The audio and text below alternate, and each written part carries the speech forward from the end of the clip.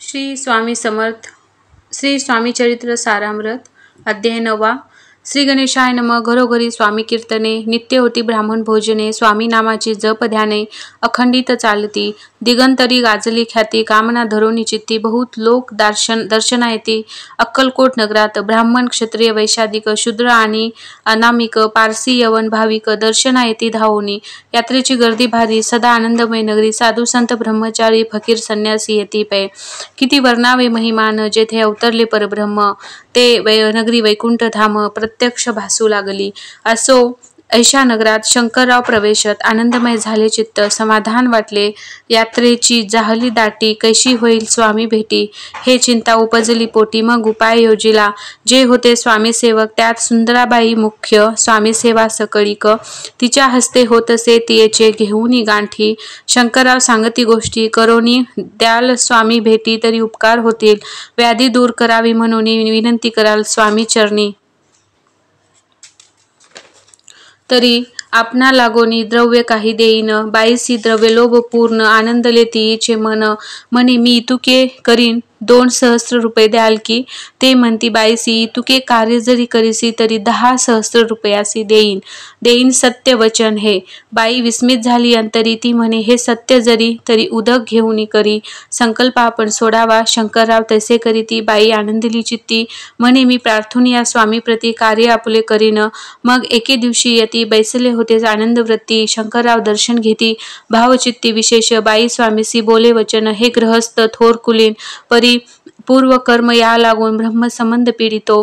तरी आता कृपा करून मुक्त करावे व्याधी पासोनी. ऐसे ऐकता वरदानी समर्थतेतोनी उठले, चालले गावाबाहेरी. आले शेकनुराच्या दर्गाभेरी.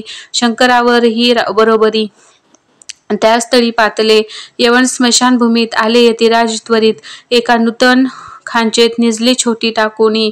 सेवेकरी शंकररावासी, म्हणती लीला करून यायशी, चुकविले तुमच्या मरणासी. निश्चय मानसी धरावा. काही वेळ गेल्यावरी उठली समर्थाची वारी.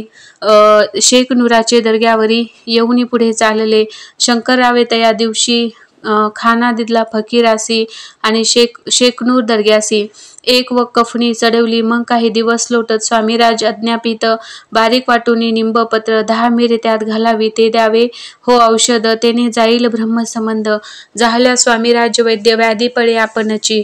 स्वामी वचनी धरुनी भाव, औषध घेती शंकरराव. तयासी आला अनुभव. 10 दिवस लोटले. प्रकृतीसी आराम पडला. राव गेले स्वनगराला. काही मास लोटता तयाला ब्रह्मसंबंधे सोडिले. मग पुन्हा आनंदसे दर्शना आले अक्कलकोटासी. घेऊन स्वामी दर्शनासी आनंदित झाले. म्हणती व्याधी गेल्यानंतर रुपये देईन 10,000. ऐसा केला निर्धार, त्यांचे काय करावे. महाराज आज्ञापिती. गावाबाहेर आहे मारुती, तेथे चुने गच्ची निश्चिती. मठ तुम्ही बांधावा. ऐशी या एकांत स्थानी राहणार नाही कोणी. ऐसी विनंती स्वामी चरणी.